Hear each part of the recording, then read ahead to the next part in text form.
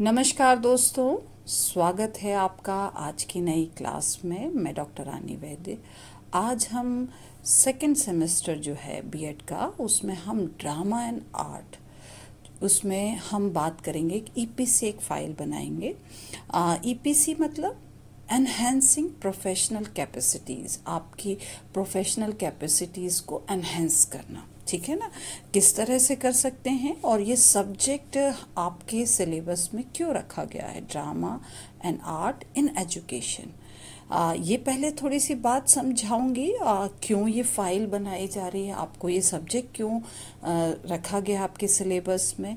क्योंकि जैसे मैंने कहा ना, एनहेंसिंग प्रोफेशनल कैपेसिटीज़, इसके द्वारा जो है आपकी प्रोफेशनल कैपेसिटीज़ एनहेंस होंगी।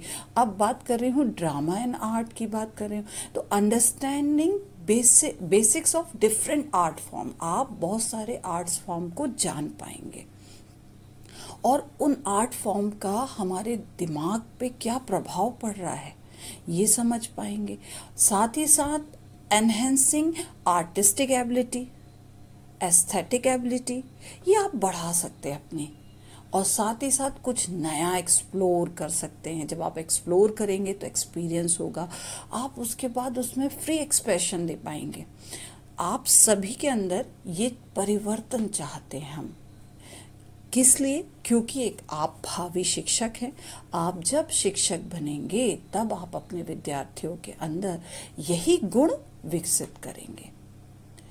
ठीक है ना, तो आप उनको जीवन जीने की कला सिखा पाएंगे। कला एक कौशल है, कौशल मतलब स्किल है, और शिक्षण भी एक कला है। शिक्षण कैसे एक कला है? जब आप कोई शिक्षित कर रहे हैं तो सृजनात्मक विकास कर रहे हैं बच्चे का, कुछ नया सिखा रहे हैं, कुछ नया सृजन कर रहे हैं। ठीक है ना, तो इस तरह से मैंने पहले अभी आपसे जो drama and art in education, पहले तो सब्जेक्ट पे चर्चा की। आपके सामने एक फाइल का फ्रंट पेज सामने दिखाई दे रहा है, जिसमें कि विश्वविद्यालय का नाम लिखा है, सेशन लिखा है, फिर लिखा है ईपीसी फाइल, फिर उसमें हमने सब्जेक्ट लिखा है ड्रामा एंड आर्ट, और सबमिटेड बाय और सबमिटेड टू किसे लिखा जा रहा है। तो ये आपका फ्रंट पेज हो गया। अब हम बात करते हैं कि ये विषय आपको, जो आपने समझ लिया क्यों आपको पढ़ाया जा रहा है और उसके अंतर्गत आप ऐसी एक्टिविटीज़ क्यों कर रहे हैं, तो इसे थोड़ा सा समझाती हूँ। इंडेक्स आपके सामने है, दूसरा पेज। दूसरे पेज में serial number, topic, date, remark and sign, कुछ टॉपिक्स दिए हैं। टॉपिक्स के बारे में चर्चा करने से पूर्व मैं ये आपको बताऊंगी कि आपका जो सिलेबस है उसमें जो यूनिट 1 है विजुअल आर्ट एंड क्राफ्ट है, यूनिट 2 जो है परफॉर्मिंग आर्ट है जिसमें dance, music, theatre, puppet show, और यूनिट 3 जो है एप्रिसिएशन ऑफ आर्ट है जिसमें डिफरेंट फेस्टिवल्स के बारे में दिया गया। तो आपने यूनिट के नाम समझे, अब आप अपने ये टॉपिक्स के नाम देखिए, क्योंकि आपके ये सारे टॉपिक आपके इन्हीं यूनिट्स को कवर करते हैं।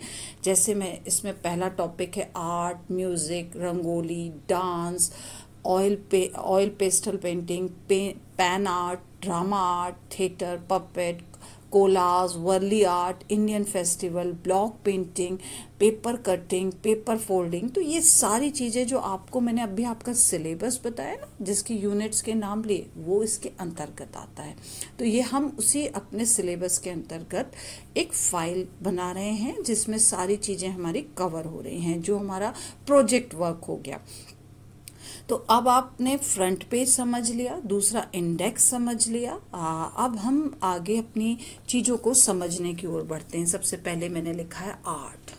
यहाँ पे हमने सबसे पहले इंट्रोडक्शन समझाया, कॉन्सेप्ट समझाया, मीनिंग समझाई एंड डेफिनेशन समझाया। जैसे अभी डेफिनेशन में देखिए, कला में मनुष्य अपने भावों की अभिव्यक्ति करता है। कला जो है, वास्तव में जो मैं बात कहूँगी, ये कौशल है। जीवन जीना भी एक कला है। किस तरह से हम अपने जीवन को जीते हैं ये हमें आना चाहिए। क्योंकि देखिए, जैसे मैं बात कहूँगी कि कला में हृदय की भाषा छिपी होती है, इसीलिए तो तस्वीरों को भी देख कर के खुशी होती है। यानी आज हम कोई तस्वीर देखते हैं तो मन प्रफुल्लित हो उठता है, क्योंकि उसकी अपनी एक कला की अपनी एक भाषा है। मेरा मानना है जीवन जीने की कला हमें सीखना चाहिए। जिसको जीवन जीने की कला आ गई वह हर कला में पारंगत हुआ। यानी कला का हमारे जीवन से कैसा सीधा सीधा नाता है। चलिए कला ही समझा रही हूँ। इसमें एक बात कहूँगी कि जैसे अलग अलग आप लोग सोच रहे होंगे कि अलग अलग हम लोग विषयों से आए हुए हैं।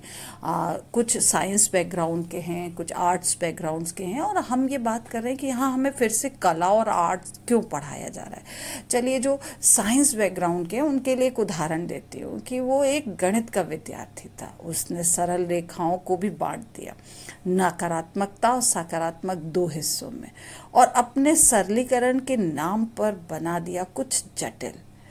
किंतु मैं एक कला प्रेमी थी। मैंने दो सरल रेखाओं के मध्य में को जोड़ करके एक दूसरे का पूरक बना दिया। जो कठिन था उसे सरल कर दिया। अर्थात जिसने जीवन जीने की कला सीख ली ना, वो चीज़ों को सरल कर पाता है। तो कला जो ये टॉपिक लिखा है, जिसमें आपने इंट्रोडक्शन लिखेंगे, कॉन्सेप्ट लिखेंगे, मीनिंग लिखेंगे, आप इसे नेट से भी सर्च कर सकते हैं और ये हेडिंग्स के अकॉर्डिंगली लिख सकते हैं। और no matter what you language, आप जो भी लैंग्वेज में चाहते हो उस लैंग्वेज में लिख सकते हो, बोल सकते हो। तो आपको ये समझ में आना चाहिए। जैसे मैं कहूँगी कि a man paint with his brain not with his hand. एक कलाकृति जो है, जो बनाई जा रही है, जो आदमी जो है जो पेंटिंग कर रहा है वो अपने दिमाग से करता है, ना कि हाथ से करता है। इन द सेंस कला सबसे पहले हमारे दिमाग में पलती है। एक कलाकृति जो है वो अद्वितीय स्वभाव का अद्वितीय परिणाम है। यानी हमारा स्वभाव ही अद्वितीय हो जाता है और हम परिणाम हमें कैसा मिलता है वो भी अद्वितीय। इस तरह से कला कोई वस्तु नहीं है, एक तरीका है। मेरा मानना है कि कोई वस्तु ये चीज़ें नहीं है, एक तरीका है ना। Art is not a thing, it is a way. तो आप लोग कला के बारे में अब थोड़ी सी बातें समझने लगे होंगे। अच्छा, क्यों पढ़ रहे हैं? क्योंकि हमें भविष्य में जो बच्चे जो हैं, छात्र जो हैं, वो अपने व्यवसाय को चुनने में ये कला उनकी मदद करती है। उनके अंदर सौंदर्यात्मक बोध विकसित करती है, संवेदनशीलता विकसित करती है, उनकी अभिव्यक्ति का माध्यम बनती है। तो कला अपने आप में परिपूर्ण है। अब आप कला के बारे में समझ गए होंगे। अब हम बात करते हैं संगीत।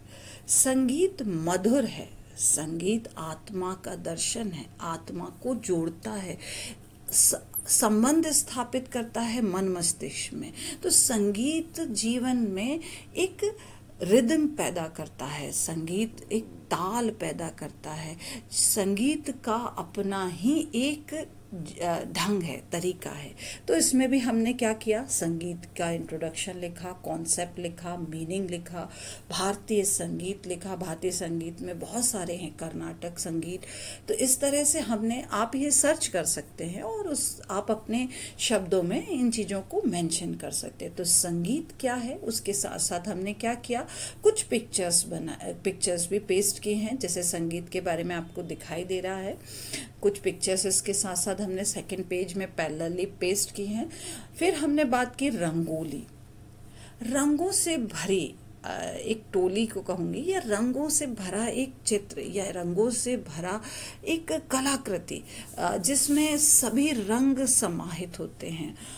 जैसे अपन यहाँ बात करेंगे कि विभिन्न प्रांतों की रंगोली कैसी है, उसके बारे में आप लिख सकते हैं। रंगोली क्या है ना, विभिन्न प्रांतों में किस तरह की रंगोली है। जैसे अब आपके सामने एक चित्र देखेंगे, बच्चे ने वो पेपर पर रंगोली बनाई हुई है। ये रंग है, रंगोली के रंग है, जैसे कि फेविकॉल से उसे लगा करके फिर रंग डाल करके उसे चिपकाया गया है। तो ये इस तरह से बच्चा जो है रंगोली, इस आर्ट फॉर्म को बना सकता है। अब हम बात करेंगे नृत्य कला, डांस। यहाँ पे कहूँगी कि ये भी अभिव्यक्ति का एक माध्यम है। हम शाब्दिक अशाब्दिक दोनों तरह से ये अभिव्यक्त करता है, बोल करके भी बिना बोले भी भावों को व्यक्त करने का बहुत ही अच्छा माध्यम है। ये भी हमें कंसिस्टेंसी सिखाता है, हमारे दिमाग को एक व्यवस्थित जीवन की ओर अनुशासन से भरा होता है, तो छात्र इससे बहुत सारी चीज़ें सीख सकता है। तो अभी हम बात करेंगे, बहुत सारे नृत्य के फॉर्म होते हैं, शास्त्रीय नृत्य, भरतनाट्यम, कथकली, है ना। आप इनको मेंशन कीजिए, साथ ही साथ देखिए उसके डायग्राम भी लगे हैं भरतनाट्यम कथकली के, है ना। ये डायग्राम पेस्ट किए हैं। फिर हमने और भी नृत्य लिखे हैं, कथक, ओडिसी, मणिपुरी, मोहिनी, है ना। बहुत सारे जो जितने भी आर्ट फॉर्म हैं, कुचिपुड़ी, ये सारी चीज़ों के बारे में हमने मेंशन किया है। फिर हमने उनके डायग्राम पेस्ट किए हैं, देख रहे हैं आप, कुचिपुड़ी, कथकली, मणिपुरी, है ना, मोहिनीअट्टम, कथक। तो यहाँ पे आप इसके डायग्राम को पेस्ट करेंगे जो अपने अभी इसमें यहाँ पर रिटर्न फॉर्म में समझाया। साथ ही साथ कुछ लोक नृत्य भी होते हैं, जैसे लावणी, भांगड़ा, घूमर, डांडिया, है ना, बिहू वाला, गरबा, बहुत सारे लोक नृत्य हैं, आप उनको मेंशन कीजिए। आप उनके पिक्चर भी देखिए, यहाँ पे कितने अच्छे से पिक्चर पेस्ट हैं, लावणी की, डांडिया की, है ना, बिहू नृत्य की, गरबा, भांगड़ा, घूमर, फ्री डांस की भी है, सूफियाना डांस, इस तरह से लोक नृत्य को भी आप समझाएंगे। फिर बात करेंगे ऑयल पेस्टल पेंटिंग, ये क्या होती है। जब आप छोटे बच्चे थे, अपन जनरली देखते हैं, सबसे पहले हम नर्सरी क्लास में पहुंचते हैं तो वहाँ पर छोटे छोटे बच्चों को सबसे पहले ऑयल पेस्टल कलर मिलते हैं और वो मज़े से रंग भरना, अपनी दुनिया में रंग भरना शुरू करते हैं। ये रंग बहुत कुछ कहते हैं। आज जिन्हें रंगों से प्यार होता है वो उनकी दुनिया ही रंगीन होती है। तो आप पहले समझाएंगे ऑयल पेस्टल कलर क्या है। देखिए एक यहाँ कलाकृति बनी हुई है ऑयल पेस्टल कलर से। आपको इस तरह से एक आर्ट फॉर्म बनाना है अपने दूसरे प्लेन पेज में। फिर बात करेंगे कि पेन आर्ट क्या है। पेन आर्ट मुझे इसलिए बहुत भाता है क्योंकि जब बचपन की बात कहूँगी कि जब बच्चे जो हैं अपने स्कूल में या क्लास में बैठे हैं, मन नहीं लगता, तो देखिए आप उनके पीछे कॉपी के लास्ट पेज में बहुत सारी कलाकृतियाँ बनी होती है, पेन चलता रहता है, कुछ नया नया आर्ट का सृजन होता रहता है। तो आप भी क्या है ये समझाएंगे। साथ ही साथ एक देखिए एक बहुत ही सुंदर कलाकृति आपके सामने बनी है, पेन के द्वारा बनी है, ब्लैक पेन से काफ़ी सुंदर कलाकृति बनी हुई है जिसे दर्शाया गया है। साथ ही साथ अब हम बात करेंगे नाट्य कला। नाट्य कला क्या है इसे समझाएंगे। नाट्य कला में हम बात करेंगे नाटक का अर्थ क्या होता है, भारत में कौन कौन से नाटककार हुए हैं प्रमुख, उनकी रचनाएं क्या हैं, जैसे भारतेंदु, जयशंकर, रविन्द्रनाथ टैगोर, प्रेमचंद, तो इनके बारे में आपने बताया। आपने देखिए यहाँ पे नाटक कला बताई, नाटककारों को समझा दिया, उनके चित्र को पेस्ट कर दिया। इस तरह से आप जीवन की एक सुंदर क्षणों की अभिव्यक्ति को आप नाटक के द्वारा समझा सकते हैं। बात करूंगी कठपुतली कला। कठपुतली कला में कई उसमें फॉर्म क्या होते हैं, कठपुतली के कला के द्वारा भी कैसे हम हाव भावों को अभिव्यक्त करते हैं। उंगली कठपुतली कला में उंगली के द्वारा कठपुतलियों को, पपेट्स को नचाया जाता है। छड़ी के द्वारा छड़ी कठपुतली और हस्त कठपुतली, इसमें बारीक धागों से बांध करके फिर कठपुतली को नचाया जाता है। तो इस तरह से हमने कठपुतली कला के बारे में बताया और ये हमने उसके कुछ पिक्चर्स को पेस्ट किया है जो उंगली से कठपुतली को नचा रहे हैं धागे से और छड़ी से। तो कठपुतली कला के कुछ चित्रों को हमने इसमें पेस्ट किया है। फिर मैं बात करूंगी कोलाज। कोलाज किसे कहते हैं भाई, ये भी एक ऐसी चीज़ है कि जब हम चीज़ों को जोड़ते हैं, जैसे यहाँ पे लिखा ना, आप विभिन्न प्रकार के वस्तुओं को या चित्रों को एक जगह पर सजा करके कुछ अलग बनाते हैं। तो इस तरह से जो नया हमारा आर्ट फॉर्म, नया चीज़ जो सामने आ रही है वो होता है कोलाज। इसका भी देखिए कितना सुंदर चित्र आपके सामने है। कुछ पेपर कटिंग्स को किस तरह से चिपकाया गया है कि एक नया आर्ट फॉर्म यानी कोलाज आपके बन के सामने तैयार हो गया। ये भी आपको बनाना है। साथ ही साथ वर्ली आर्ट, ये प्राचीन भारतीय कला है। यानी यहाँ पे बात करेंगे कि ये वर्ली आर्ट में आज चलन में भी बात करेंगे, बहुत अधिक चलन में है। प्राचीन कला है जिसे बहुत अच्छे ढंग से चित्रों के द्वारा अपनी अभिव्यक्ति दी जाती है। देखिए कितने अच्छा वर्ली आर्ट का एक चित्र आपके सामने दिया गया है। इस तरह से आपको भी बनाना है। फिर बात करेंगे भारतीय त्योहारों के बारे में।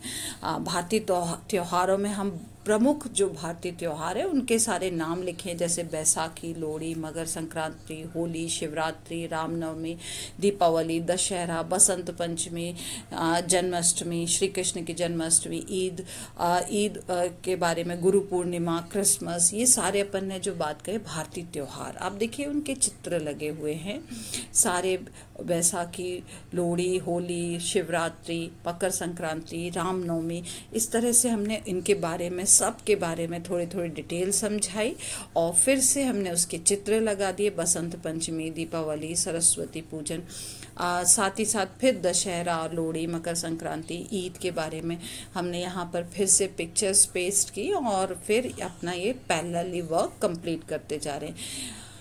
क्रिसमस हो गया। और मैं बात कहूँगी कि त्योहारों का कलात्मक महत्व क्या है, कि आज हम भाईचारे की भावना से ओतप्रोत हैं। सभी के त्योहारों को हम परस्पर सम्मान से देखते हैं और उसमें भागीदारी भी रखते हैं।